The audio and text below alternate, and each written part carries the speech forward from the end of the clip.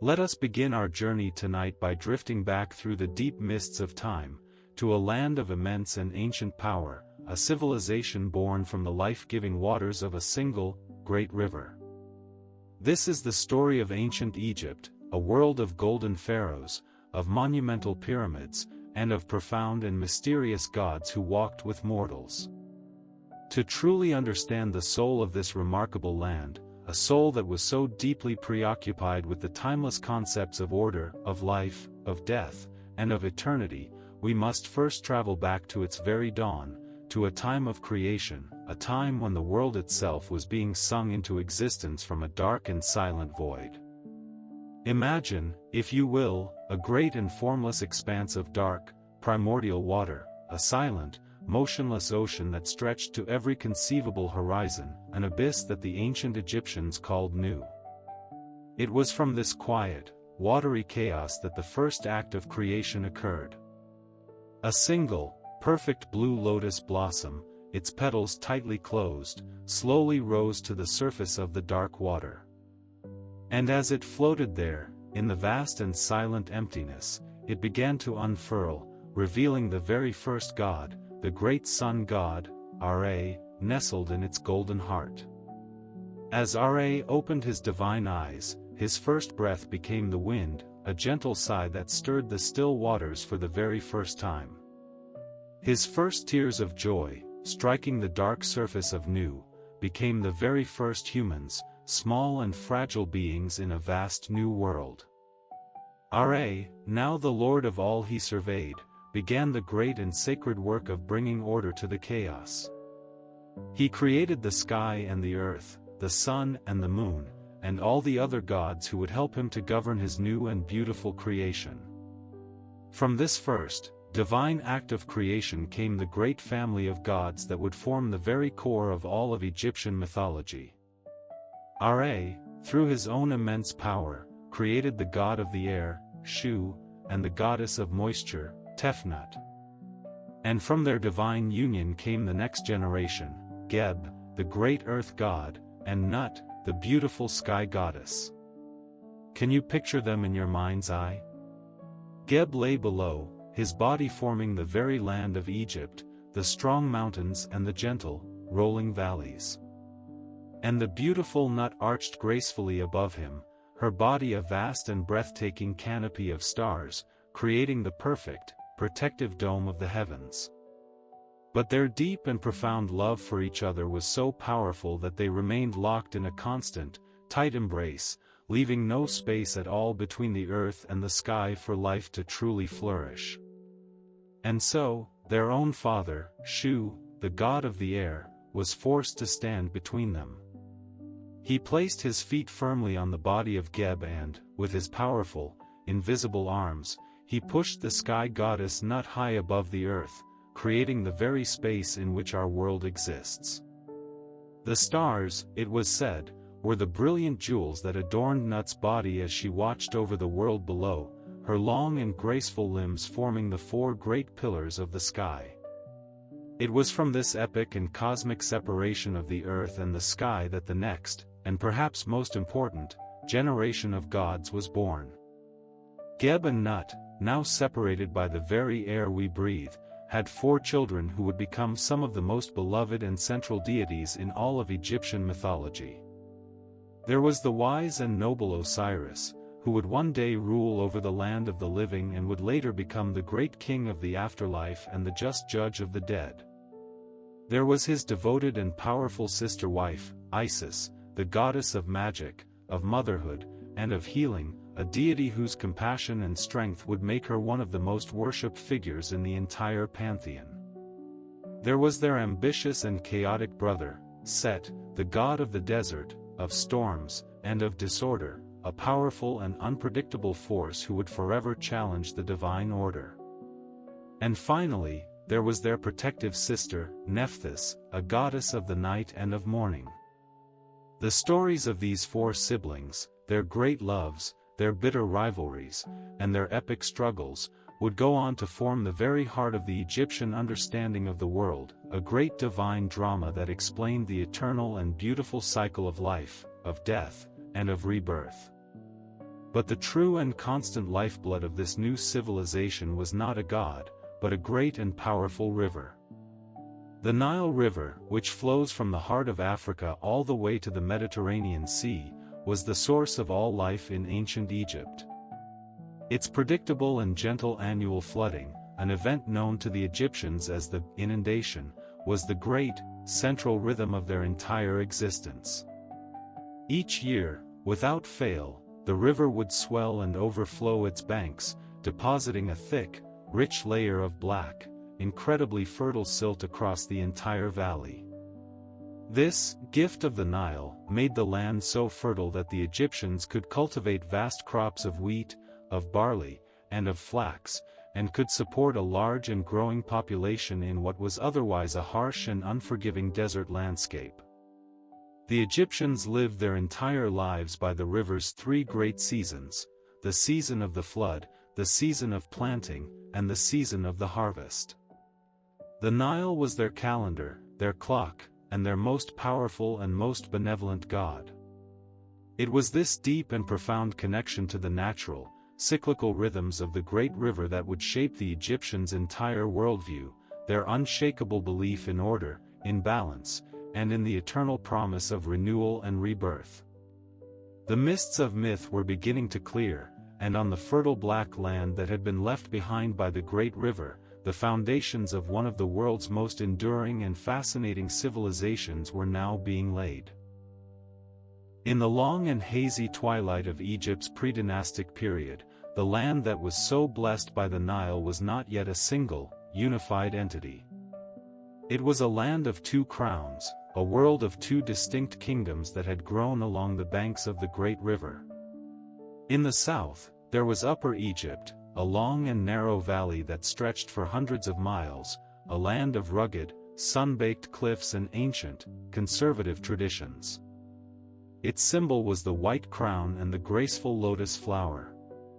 In the north, there was Lower Egypt, a vast and incredibly fertile delta where the great Nile fanned out to meet the shimmering Mediterranean Sea. This was a land of lush marshlands and bustling trade, a crossroads of cultures, and its symbol was the red crown and the papyrus reed. For centuries, these two lands had their own distinct cultures, their own powerful rulers, and their own protective deities. But the great Nile River, the single, mighty artery that gave life to them both, was a powerful and constant force for unity. And as the small, prehistoric villages that dotted its banks grew into larger and more powerful city-states, the stage was set for the emergence of a single, powerful ruler who would finally unite the two lands under one crown, and in doing so, would usher in the dawn of one of the greatest civilizations the world has ever known. This great unification, which occurred around the year 3100 BCE, is attributed to a legendary and almost mythical king, a man known to history as Narmer, or perhaps Menes. The historical details of his reign are shrouded in the deep mists of time, but his incredible and world-changing achievement is immortalized on the famous Narmer palette, one of the most important and iconic artifacts from all of ancient Egypt. Can you picture it? A beautiful, shield-shaped stone palette, intricately carved on both sides with images of the king. On one side, he is shown wearing the tall, conical white crown of Upper Egypt, his mace raised high as he stands in triumph over his northern enemies. On the other, he is shown wearing the distinctive, red crown of Lower Egypt, marching in a great victory parade. And in a final, powerful image, he is shown wearing the combined double crown, the skent, a powerful and enduring symbol of the unification of the two lands into a single, powerful kingdom.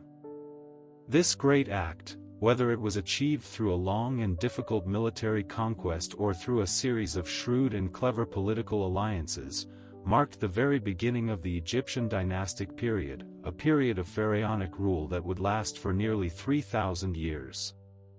With the two lands now finally united, the first pharaohs established a new capital city at the very junction of Upper and Lower Egypt, a place that would become known as Memphis. This new, centralized authority, this new and immense power of a single, divine king who now ruled over the entire land from the cataracts of the Nile all the way to the Great Sea, would provide the stability and the immense resources that were necessary for the great architectural and cultural achievements that were to come. The early dynastic period was a time of consolidation, a time when the very foundations of Egyptian civilization, its writing, its art, its religion, and its governance, were being laid. And as the kingdom grew in wealth and in power, so too did the ambition of its rulers. This would lead to the dawning of a new and glorious era, the Old Kingdom, a period of unprecedented peace and prosperity that is now often referred to as the Age of the Pyramids. The incredible story of the pyramids begins not with the great, smooth-sided and world-famous structures at Giza, but with a revolutionary new idea that was born in the mind of a single, brilliant man. During the reign of the pharaoh Djoser, a powerful king of the third dynasty of the Old Kingdom, there lived a remarkable man named Imhotep. He was the king's vizier, his chief minister, but he was also a brilliant physician, a high priest, and, most importantly, a visionary architect.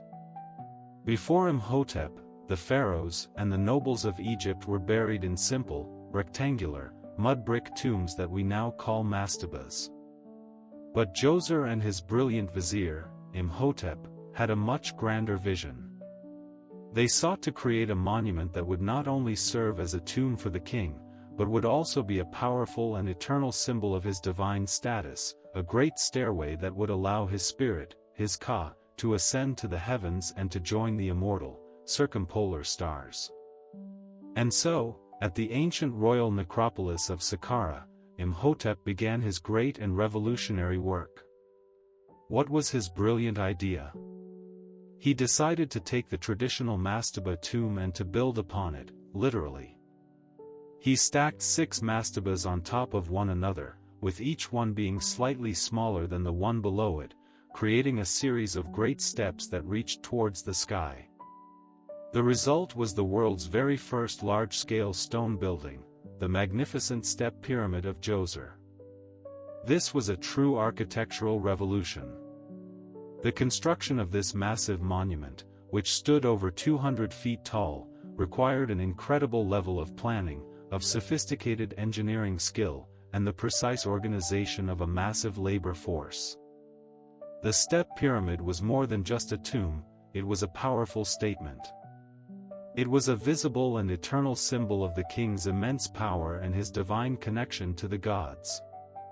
It was a stairway to eternity, the very dawning of a new and golden age of monumental architecture that would come to define the Old Kingdom and, indeed, all of ancient Egypt itself.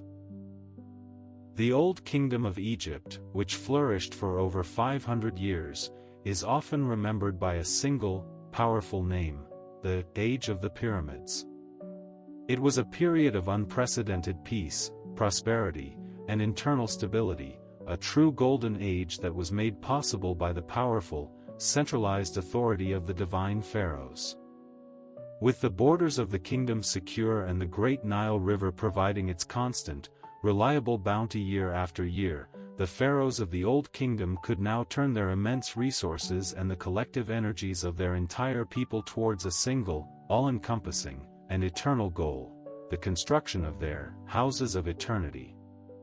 These were not just simple tombs, they were massive, magnificent, and mathematically perfect monuments that were designed to ensure the pharaoh's successful journey into the afterlife and to stand as eternal testaments to his immense power and his divine connection to the gods. The great architectural revolution that had begun with Djoser's step pyramid would soon reach its absolute and breathtaking zenith during the 4th dynasty, a period of incredible and almost obsessive construction. The first great pyramid builder of this new dynasty was a pharaoh named Snefru.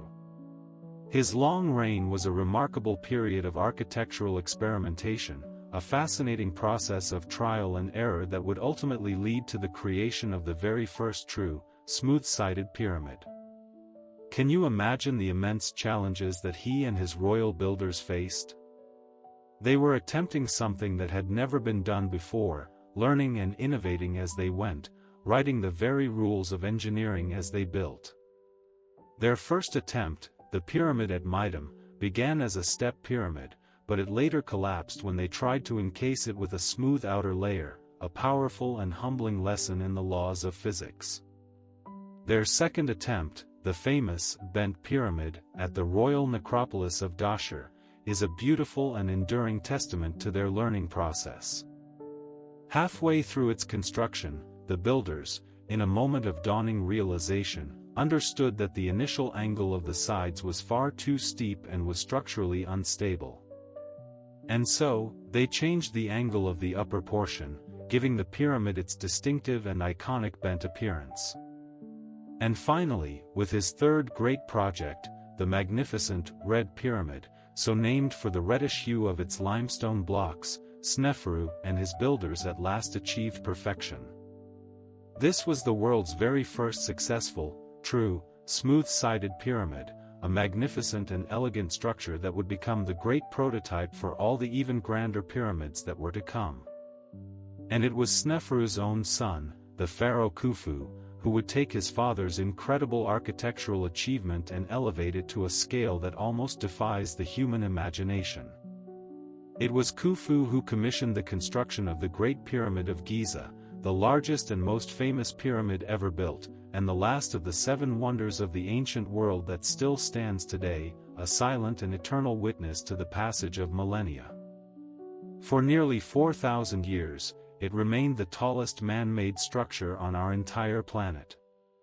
Imagine, if you will, the scene at the Giza Plateau during its long and arduous construction. Tens of thousands of skilled workers, not slaves, as was once so commonly believed, but free Egyptian farmers who worked on the great project during the Nile's annual flood season, a time when their own fields were underwater, a form of national service to their god-king, labored under the hot and unforgiving Egyptian sun. They quarried millions of massive limestone blocks, each one weighing several tons, and they transported them with an incredible and almost unbelievable precision to the construction site. They used great ramps and powerful levers and an incredibly sophisticated understanding of mathematics and engineering to raise this great, artificial mountain of stone, its 4 sides aligned almost perfectly with the 4 cardinal points of the compass. And as the Great Pyramid rose, higher and higher into the blue Egyptian sky, it was encased in a brilliant layer of smooth, highly polished white Tura limestone, which would have made the entire structure gleam and shine like a great, divine jewel in the desert sun, its golden capstone catching the very first and the very last rays of the sun god. Ra Khufu's son, Khafre, would later build his own, slightly smaller pyramid next to his father's, a monument that seems taller only because it was built on a higher piece of ground. And it was Khafre who commissioned the carving of the great and mysterious Sphinx, a mythical creature with the body of a lion and the head of a king, a silent and eternal guardian of the Giza necropolis. And finally, Khafre's own son, Menkaure, would build the third and smallest of the Great Pyramids, completing this magnificent and iconic landscape, a landscape that has captivated and mystified humanity for over 4,500 years. But what was the true purpose of these incredible and enduring structures? Why did the Egyptians pour so much of their wealth, their resources, and their human effort into building these great houses of eternity? For the ancient Egyptians, the pyramids were far more than just tombs. They were powerful resurrection machines, great and complex spiritual engines that were designed to launch the pharaoh's soul into the afterlife. They believed that the pharaoh was a god on earth, Horus in life and Osiris in death, and that upon his death, his divine spirit, his Ka, would ascend to the heavens to join the sun god, Ra, on his eternal journey across the sky in his great solar boat. The pyramid itself, with its smooth, sloping sides, was seen as a great ramp, a stairway to the heavens, its very shape mimicking the eternal and life-giving rays of the sun as they fan out from behind the clouds. The entire Giza complex was a sacred landscape, a powerful and liminal place where the world of the living and the world of the gods could meet. The pyramids were powerful and eternal symbols of the pharaoh's divine power, of the stability of the Egyptian state, and of the unshakable and profound belief in the eternal cycle of life, of death, and of rebirth that was at the very heart of their entire civilization. For the ancient Egyptians, life on this earth, with all its joys and its sorrows, was but a brief and fleeting prelude to a much grander and more important existence, the eternal journey of the soul in the afterlife. Their entire civilization, from the incredible construction of their monumental tombs to their intricate and beautiful religious rituals, was deeply and profoundly shaped by this powerful and unshakable belief in immortality. To truly understand the Egyptian mindset, to understand what drove them to build such magnificent monuments to eternity, we must first understand their complex and beautiful conception of the human soul. They did not see the soul as a single, simple entity, but as a composite of several different and vital parts. Two of the most important of these were the Ka and the Ba. The Ka was the life force, the vital, animating spark that was given to a person at birth by the gods, and which continued to exist after death, requiring constant sustenance in the form of the food and the drink offerings that were left in the tomb. The Ba, often depicted in their beautiful art as a bird with a human head, was a person's unique personality and their character, the part of the soul that could travel freely between the world of the living and the world of the dead, acting as a messenger between the two realms. For an individual to achieve a successful and glorious afterlife, it was absolutely essential that their physical body be preserved so that their Ka and their Ba could one day be reunited with it in the eternal paradise of the field of reeds. And this profound belief is what led to the development of the sophisticated and sacred art of mummification. This was not a gruesome or a macabre practice, as it is so often portrayed in our modern world, but a deeply religious and highly technical ritual that was designed to preserve the body as a perfect and eternal vessel for the soul's great journey. The process was long and complex, a testament to their incredible and often surprisingly accurate understanding of human anatomy. The internal organs were carefully and skillfully removed and were placed in 4 sacred canopic jars, each one protected by one of the 4 sons of the great god Horus. The body was then meticulously dried out using a special type of salt called natron, a process that could take over a month to complete. And finally, the dried and preserved body was carefully and lovingly wrapped in hundreds upon hundreds of yards of fine linen bandages, with magical amulets and powerful written prayers tucked between the layers to protect the deceased on their perilous journey through the underworld. With their physical form now preserved for all of eternity, the soul of the deceased could now begin its great and dangerous journey through the Duat, the ancient Egyptian underworld. What was this realm like? It was a dark and mysterious landscape, filled with terrifying and monstrous creatures, with great gates of fire that were guarded by fearsome demons, and with powerful, chaotic spirits who sought to destroy the traveling soul. To navigate this treacherous and shadowy realm, the deceased was armed with a powerful and essential guide, the Book of the Dead. This was not a single book, but a collection of magical spells, of beautiful hymns, and of powerful incantations that were written on a long papyrus scroll and were placed in the tomb with the deceased. These sacred spells were designed to help the soul overcome the many obstacles of the underworld, to answer the difficult riddles of the gods, and to successfully and safely reach its final and ultimate destination, the magnificent and awe-inspiring Hall of Two Truths. It is here, in this grand and silent hall, that the soul would face its final and most important trial, the Great Judgment of Osiris. Can you picture the scene in your mind's eye? The great god Osiris sits on his golden throne, his skin the color of the life-giving black silt of the Nile, holding the crook and the flail, the ancient symbols of his kingship. At his side stand his devoted and powerful sister wife, the great goddess Isis, and their protective sister, Nephthys. Before the great throne stands the great golden scales of justice. And waiting patiently and hungrily beside the scales is the terrifying Ammit, the devourer of the dead, a monstrous and composite creature with the head of a crocodile, the powerful body of a lion, and the hindquarters of a hippopotamus. The soul of the deceased, now trembling with a mixture of fear and hope, is led into the great hall by the gentle, jackal-headed god, Anubis, the divine guardian of the dead. Anubis then takes the heart of the deceased, the vessel of their conscience, of all their deeds, and of their true character, and he places it on one side of the great scales. And on the other side of the scales, he places a single, pure white ostrich feather. This is the feather of the goddess Ma'at, the goddess of truth, of justice, and of cosmic order.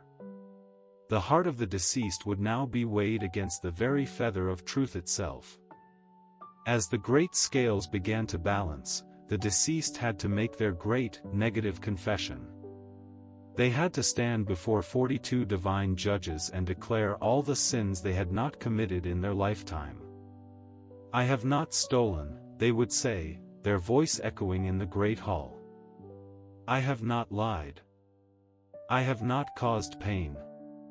This was a profound and powerful moment of self-reflection, a final and total accounting of a person's entire life. And then came the final verdict, which was to be recorded by the ibis-headed god Thoth, the great scribe of the gods. If the heart was light, if it was pure and unburdened by a lifetime of sin, it would balance perfectly with the feather of Ma'at. The deceased would be declared Ma'keru, true of voice, and the great god Osiris would welcome them into the beautiful and peaceful paradise of the afterlife, the field of reeds. This was a place of eternal bliss, a perfect and idyllic reflection of the fertile lands of Egypt, where the soul could live forever in peace and plenty. But what if the heart was heavy, weighed down by a lifetime of sin and wrongdoing? If the heart was heavier than the feather, the great scales would tip. And the monstrous Ammit, the great devourer, would leap forward and consume the heart, and the soul of the deceased would be utterly and completely destroyed, ceasing to exist for all of eternity. This profound and powerful belief in a final judgment, a judgment that was based not on a person's wealth or their status, but on the moral quality of their life, shaped the very fabric of Egyptian society. It was a belief that your actions in this life had eternal and profound consequences, a powerful moral compass that guided their great and enduring civilization for thousands of years. The new kingdom of Egypt, which dawned around the year 1550 BCE, was an era of incredible power, of immense wealth, and of unparalleled and magnificent imperial ambition. It was a time when the nation of Egypt, which for so long had been a relatively inward-looking and self-contained civilization, content to live in the fertile and predictable security of its beloved Nile Valley, now turned its gaze outward, transforming itself from a kingdom into a great and formidable empire. This new and aggressive spirit, this new sense of destiny, was forged in the crucible of a painful and humiliating conflict. For a long and bitter period, the northern part of Egypt, Lower Egypt, had been ruled by foreign invaders, a mysterious people known to history as the Hyksos. The Theban princes of the south, after a long and arduous struggle, finally managed to drive the Hyksos out of Egypt, reunifying the two lands once more under a single, native Egyptian pharaoh. This experience had a profound and lasting impact on the Egyptian psyche. They were now determined to never again be subjected to the humiliation of foreign domination, and this new, powerful, and militaristic mindset gave rise to a new kind of ruler, the warrior pharaoh. These were kings who would not just rule from their gilded palaces, but would personally lead their armies into battle. They were kings who would expand the borders of their empire to their greatest extent, and who would build magnificent and eternal monuments to celebrate their glorious victories. One of the greatest of these warrior pharaohs was a man named Thutmose III, a king who is often referred to by modern historians as the Napoleon of Egypt. For the first 22 years of his reign, however, his path to power was blocked. He ruled as a co-regent alongside his powerful and brilliant stepmother, the great female pharaoh, Hatshepsut. Her long and prosperous reign was a time of peace and of immense artistic and architectural achievement. But upon her death, Thutmose III, who had been waiting patiently in the wings, finally unleashed his own immense military ambition. He embarked on a series of 17 brilliant and relentless military campaigns into the lands of the Near East, particularly into Syria and Palestine. He was a true military genius, a master of both grand strategy and battlefield logistics. His great victory at the Battle of Megiddo, where he famously led his army through a daring and incredibly narrow mountain pass to completely surprise his enemies, became legendary throughout the ancient world. His many successful campaigns brought an almost unimaginable wealth flowing into the coffers of Egypt, a constant stream of tribute, of slaves, of precious metals, and of exotic new goods. This new wealth, in turn, fueled an incredible construction boom back home. He made vast and magnificent additions to the great temple of Ammonius at Karnak, a sprawling and sacred complex that was the religious heart of the entire empire. Thutmose III's long and incredibly successful reign expanded Egypt's influence to its absolute greatest extent, creating a true empire that stretched all the way from the lands of Nubia in the south to the great Euphrates River in the north. But perhaps the most famous and most powerful of all the New Kingdom pharaohs was a king who would become known to all of history as Ramesses II, a man whose name would become synonymous with the very idea of pharaonic power and grandeur. His reign, which lasted for an incredible 66 years, was a time of immense prosperity and truly monumental construction. Ramesses was a great warrior, and his most famous military engagement was the Great Battle of Kadesh, which was fought against the powerful Hittite Empire in the year 1274 BCE. Can you picture the scene? Two of the ancient world's greatest superpowers, the Egyptians and the Hittites, clashing on the dusty plains of Syria in one of the largest and most chaotic chariot battles ever fought. Ramesses, in a moment of tactical miscalculation and due to faulty intelligence, found himself separated from the main body of his army and nearly trapped by the swift and deadly Hittite chariots.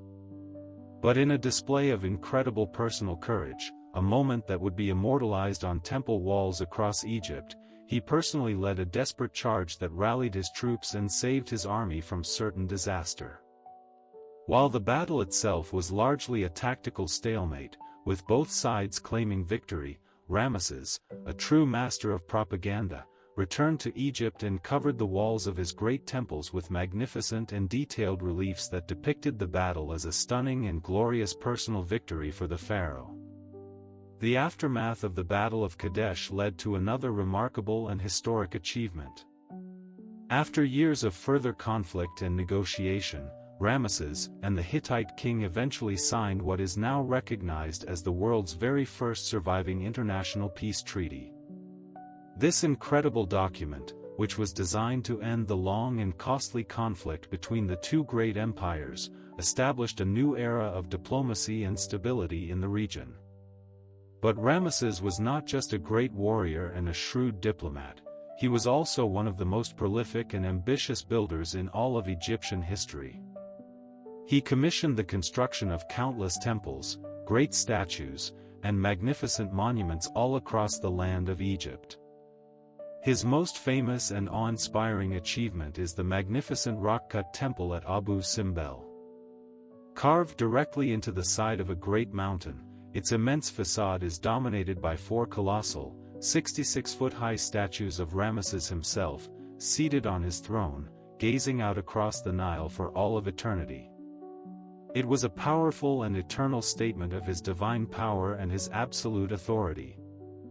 He was the great Sun King, a pharaoh whose long and glorious reign would become the very symbol of the immense power and the breathtaking majesty of the new kingdom.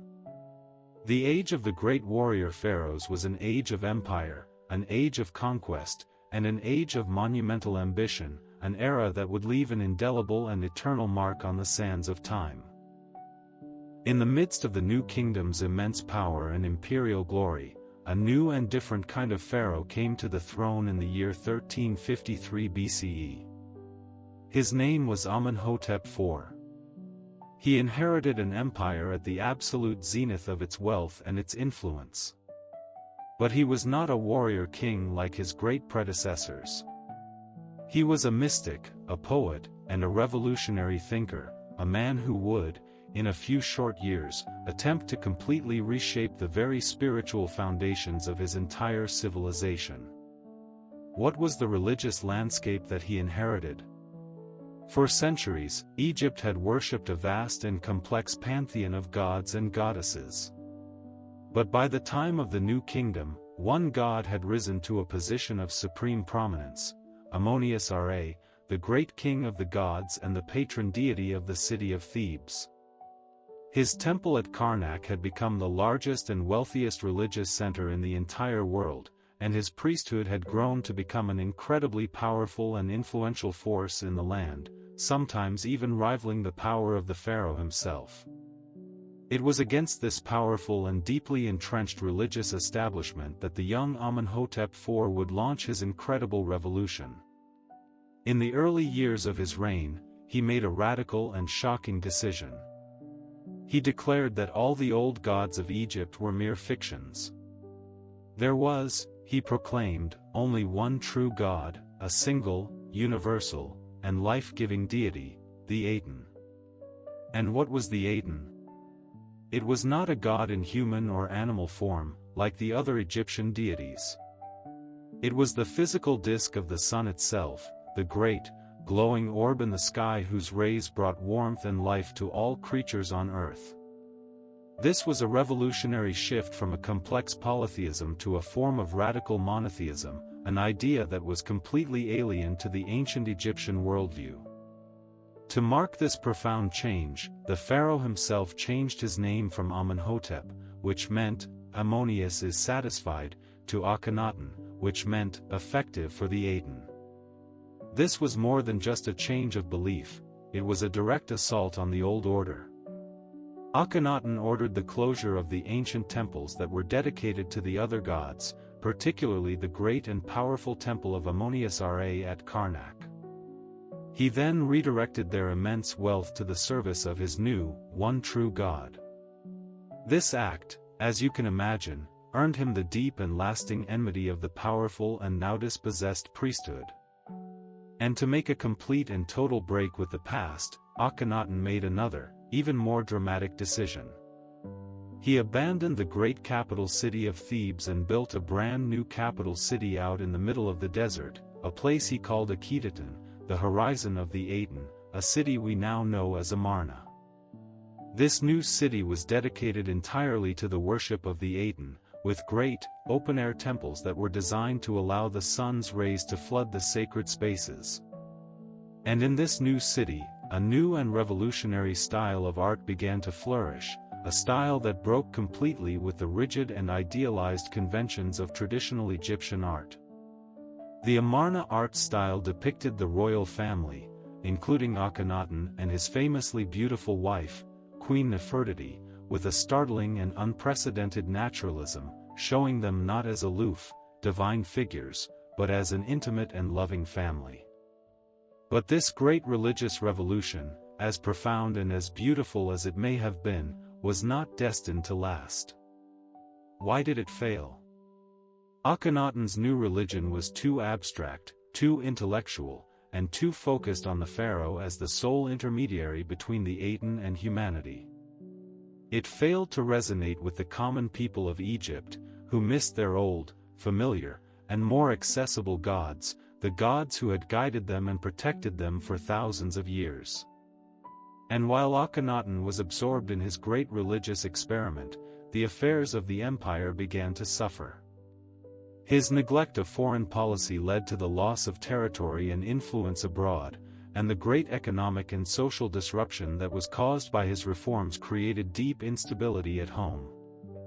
Upon Akhenaten's death, his revolutionary new religion collapsed almost overnight. His young son and successor, a boy king named Akhenaten, was persuaded by the old priests and advisors to abandon his father's heresy. He changed his own name to Tutankhamun, the living image of Ammonius, and he moved the royal court back to the old capital of Thebes, restoring the worship of the old gods and erasing, as much as possible, all memory of his father's great and heretical revolution.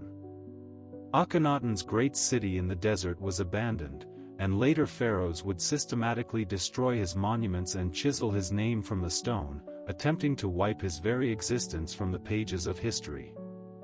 For thousands of years, he was all but forgotten, a brief and strange interruption in the long and stable story of ancient Egypt. But the solitary light of the Aten, a light that had burned so brightly for a few short years, had planted a seed in the human imagination, the radical and powerful idea of a single, universal God, an idea that would one day change the world.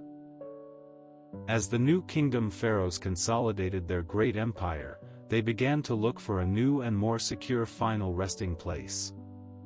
The great pyramids of the Old Kingdom, those magnificent and eternal monuments on the Giza Plateau, had proven to be irresistible targets for tomb robbers.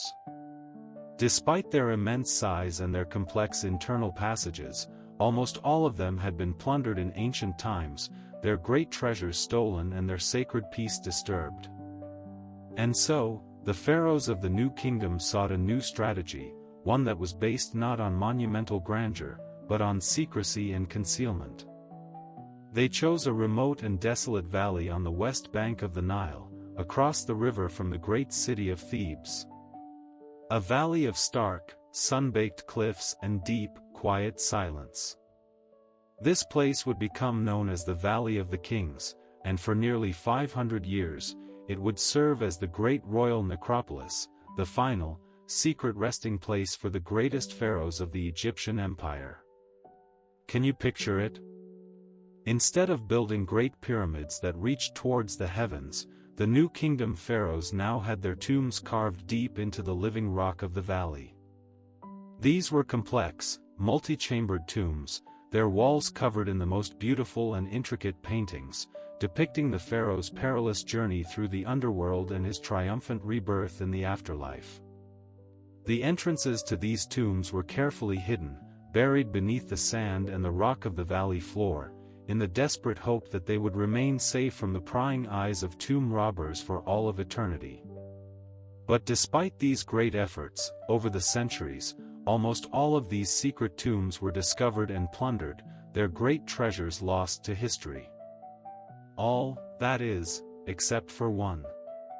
Our story now fast-forwards through the millennia, to the early 20th century. For years, a brilliant and determined English archaeologist named Howard Carter had been convinced that there was one last, undiscovered pharaoh's tomb still hidden somewhere in the Valley of the Kings. This was the tomb of a minor, almost forgotten boy king from the 18th dynasty, a pharaoh named Tutankhamun. Who was he? He was the very son of the heretic king, Akhenaten, and he had ascended the throne as a young boy, his reign marking the great restoration of the old gods. He had died suddenly and unexpectedly at the age of just 19. Because his reign was short and relatively insignificant, and because his successors had tried to erase the entire Amarna period from history, the location of his tomb had been lost to time. It was this very obscurity that would prove to be his greatest protector. For 6 long and often frustrating seasons, Howard Carter, with the financial backing of his patron, Lord Carnarvon, meticulously searched the floor of the Great Valley. Season after season, they found nothing, and Lord Carnarvon was on the verge of withdrawing his funding. But Carter begged for just one more season. And in November of 1922, his persistence was finally and spectacularly rewarded. His team of workers, while clearing away the remains of some ancient workmen's huts, discovered a single, mysterious step that had been carved into the bedrock. As they cleared away the sand and the debris, they revealed a hidden staircase, descending deep into the rock. At the bottom of the staircase was a sealed doorway, and on the plaster of that doorway was the intact seal of the royal necropolis, a sign that the tomb beyond had remained undisturbed for over 3,000 years. The excitement was almost unbearable. Howard Carter sent a telegram to Lord Carnarvon, and together, they made a small, agonizing breach in the top corner of the sealed doorway. As Carter held a candle up to the opening and peered inside, his eyes struggling to adjust to the darkness, the hot air escaping from the ancient tomb caused the candle flame to flicker. For a moment, he was struck silent, completely overwhelmed by what he was seeing. Lord Carnarvon, standing impatiently behind him, asked, "Can you see anything?" And Carter, his voice filled with a profound and trembling awe, uttered the famous and immortal words, "Yes, wonderful things." What were these wonderful things?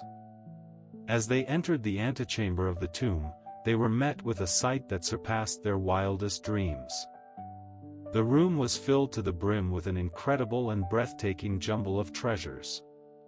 There were great, golden chariots, intricately carved alabaster vases, beautiful, life-sized statues of the king, and ornate chests that were filled with precious jewelry and fine linen robes. There were strange and beautiful animal-headed couches, their golden forms gleaming in the torchlight. And everywhere, there was the glint of gold. But this was just the beginning. Beyond this antechamber lay the burial chamber itself.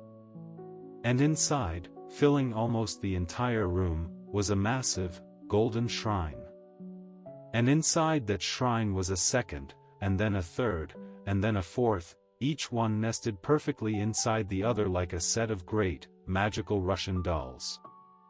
And inside the final shrine, they found the great, stone sarcophagus of the king. And inside that sarcophagus, they found not one, but 3, nested coffins, the final one made of solid, beaten gold. And inside that final, golden coffin lay the mummified remains of the boy king, his face covered by the most beautiful and iconic object ever discovered in all of Egypt, the magnificent, solid gold death mask of Tutankhamun.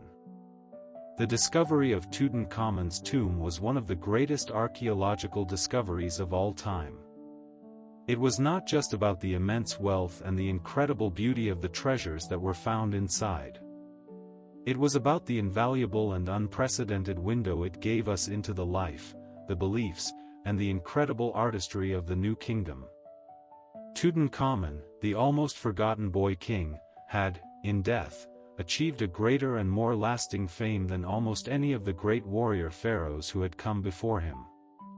His small, intact tomb, a single, preserved moment from a long-lost world, would go on to captivate the imagination of the entire planet, its treasures a powerful and eternal symbol of the incredible glory of ancient Egypt. The great, imperial age of the new kingdom, with its powerful warrior pharaohs and its vast, golden empire, eventually began to fade. In the centuries that followed, Egypt entered a long period of decline and foreign domination, ruled at various times by Libyans, by Nubians, and finally, by the great Persian Empire.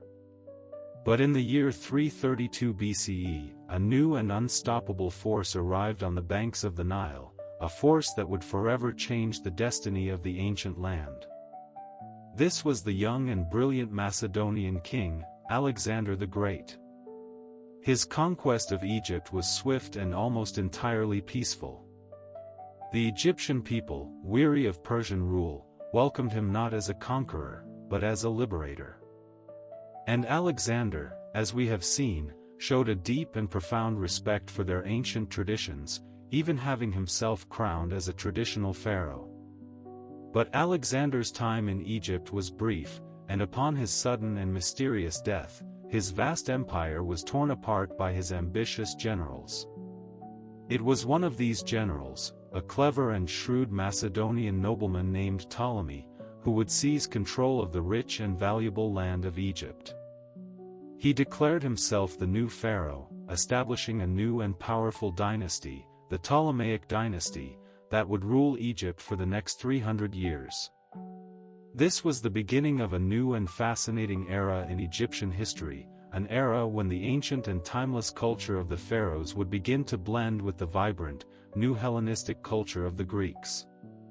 The Ptolemaic rulers, while Greek in their language and their culture, were also incredibly astute politicians. They understood that to rule Egypt effectively, they had to present themselves to the Egyptian people as legitimate pharaohs, as the rightful successors to the great kings of the past. And so, they adopted all the traditional trappings of Egyptian kingship. They were crowned in the ancient temples, they took pharaonic titles, and they supported the powerful and ancient priesthoods of the Egyptian gods. The greatest symbol of this new, blended Hellenistic age was the magnificent new capital city that Alexander himself had founded at the mouth of the Nile, Alexandria. Under the lavish patronage of the Ptolemaic kings, Alexandria grew to become the largest and most brilliant city in the entire Mediterranean world, a true cosmopolitan center of learning, of culture, and of commerce. At its very heart stood two of the greatest wonders of the ancient world. The first was the Great Library of Alexandria. Can you picture it? A vast and sprawling complex of lecture halls, of gardens, and of great libraries that aimed to collect all of the knowledge of the entire known world. Scholars from all across the Mediterranean, from Greece, from Egypt, from Babylon, and beyond, all flocked to Alexandria to study and to work. It was here, in the quiet halls of the great library, that some of the greatest minds of the age made their groundbreaking discoveries. It was here that Euclid developed the principles of geometry, and that Eratosthenes accurately calculated the circumference of the earth for the very first time. The second great wonder of the city was the magnificent lighthouse of Alexandria, the Pharaohs, a towering structure that stood over 300 feet tall and whose brilliant light, it was said, could be seen from over 30 miles out at sea, a powerful beacon that guided ships safely into the city's bustling harbor. This fascinating cultural fusion could be seen in the religious life of the Ptolemaic period as well. While the old Egyptian gods were still worshipped, new, hybrid deities began to emerge, gods who blended both Greek and Egyptian characteristics. The most famous of these was the god Serapis, a deity who combined the attributes of the Egyptian gods Osiris and the sacred Apis bull with those of the great Greek gods, Zeus and Hades. This new god became incredibly popular, worshipped by both Greeks and Egyptians alike, a powerful symbol of the new, blended cultural identity that was being forged in Ptolemaic Egypt. But this final, brilliant chapter of Egyptian independence was destined to end with a story of immense drama and tragedy. The last of the Ptolemaic rulers was a queen of incredible intelligence, of charisma, and of ruthless ambition. She was the famous Cleopatra VII.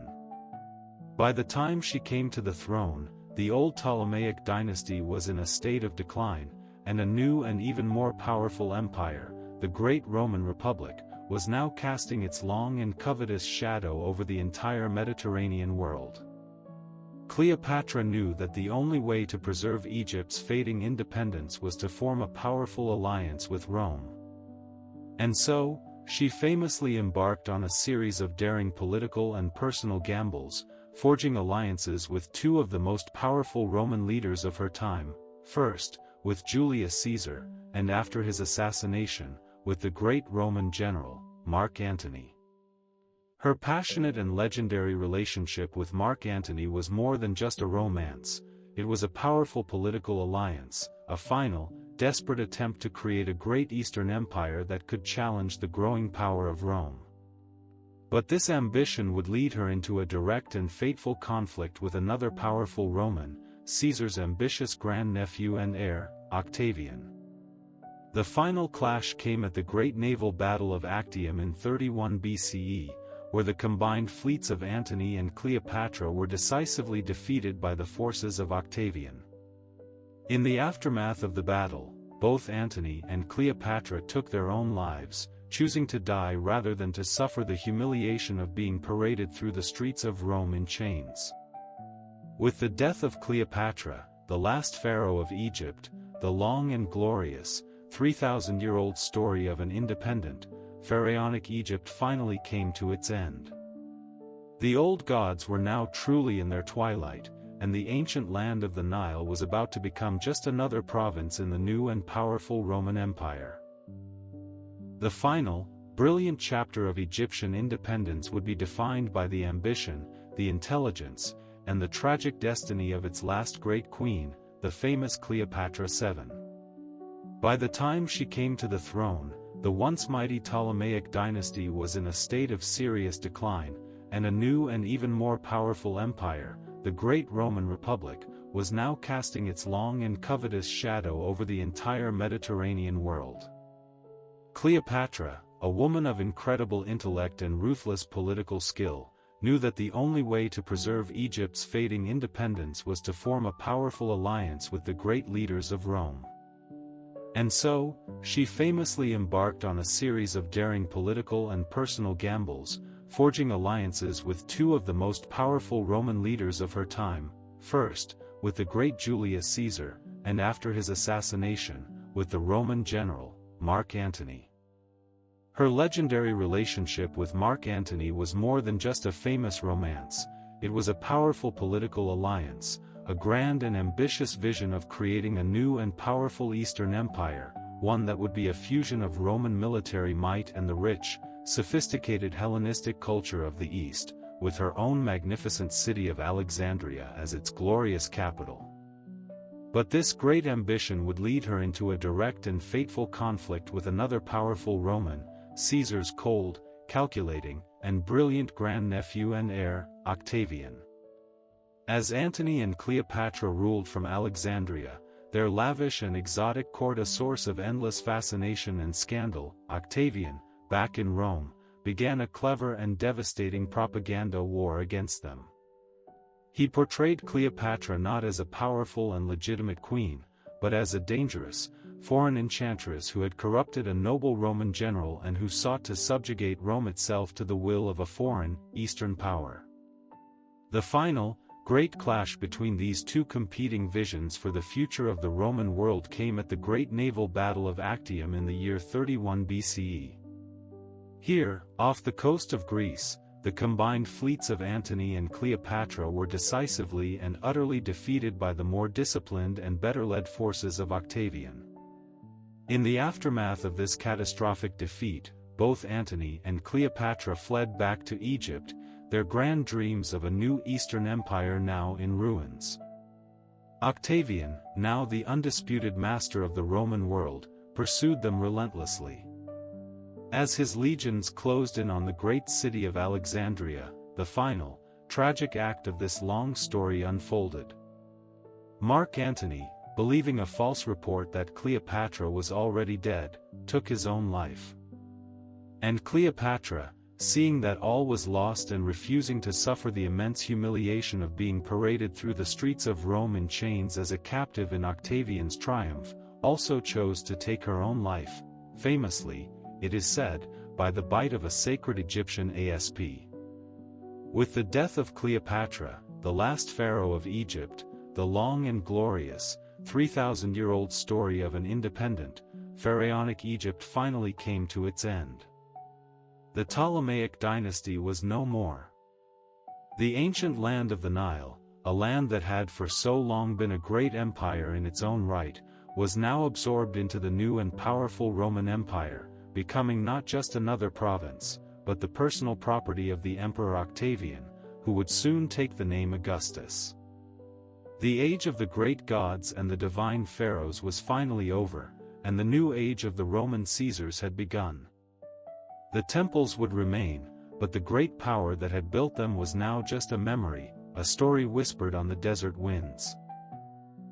After the fall of Cleopatra and the Roman conquest of Egypt, the ancient and beautiful hieroglyphic script, which had been the sacred language of the pharaohs for over 3,000 years, began its long, slow decline.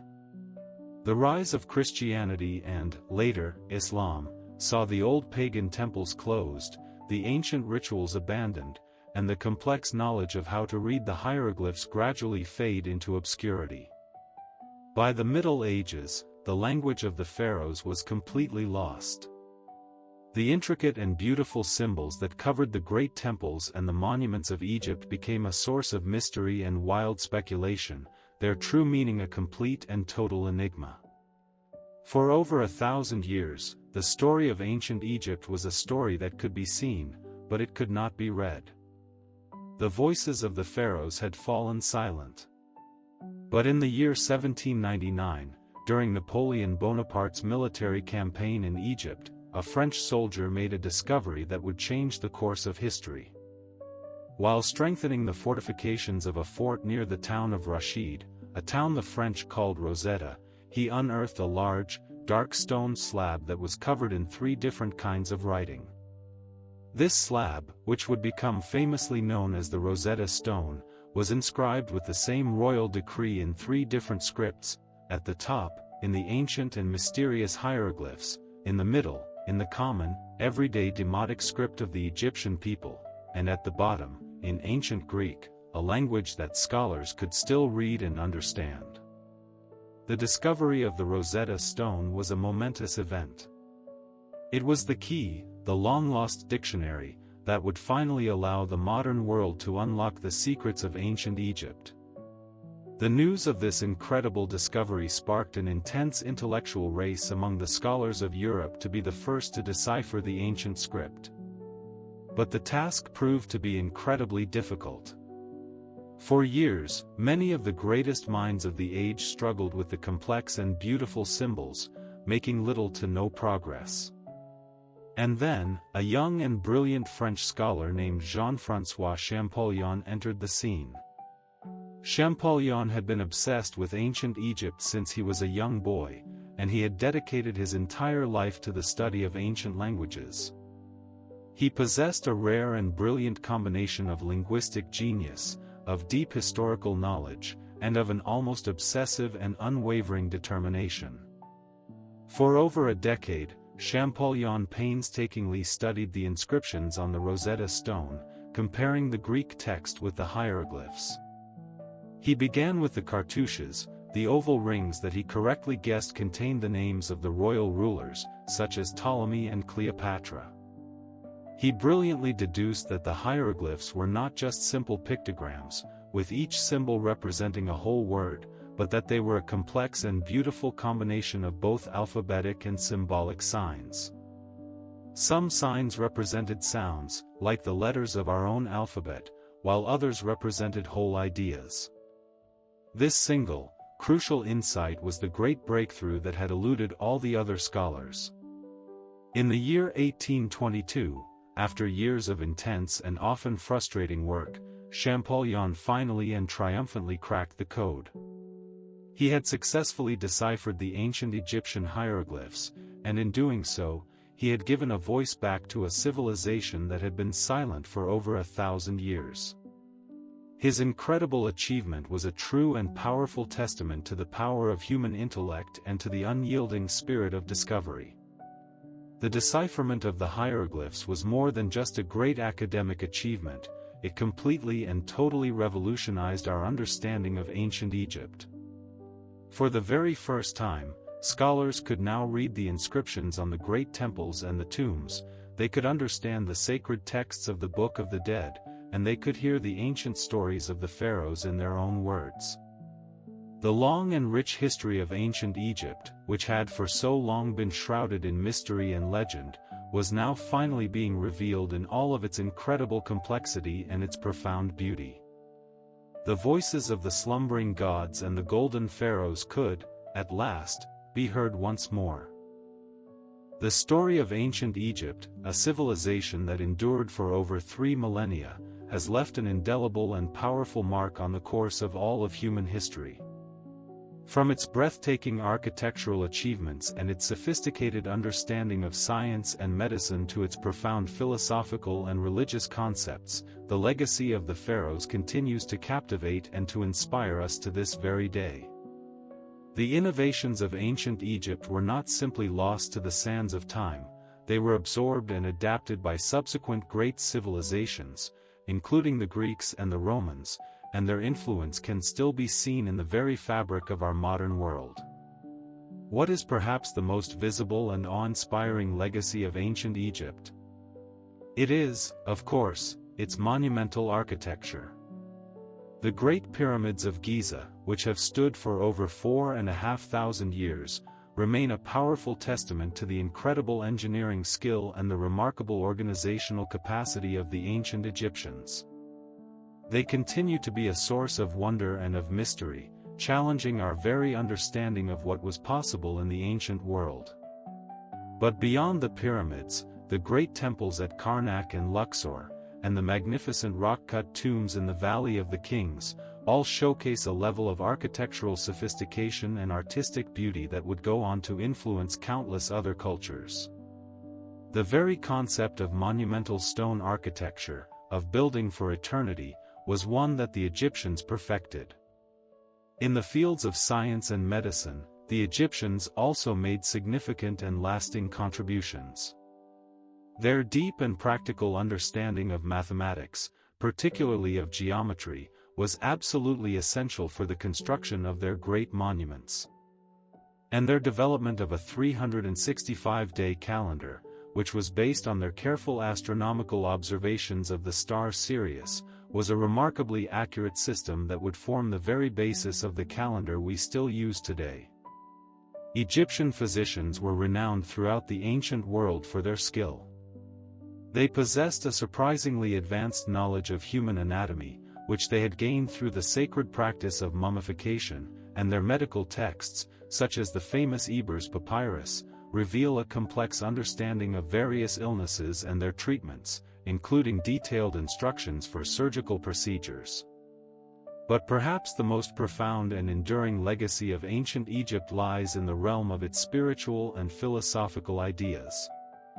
The Egyptian concept of the soul, their deep belief in an afterlife, and their powerful emphasis on a final judgment based on a person's moral conduct, were revolutionary ideas that would go on to influence the development of many later religious and philosophical traditions.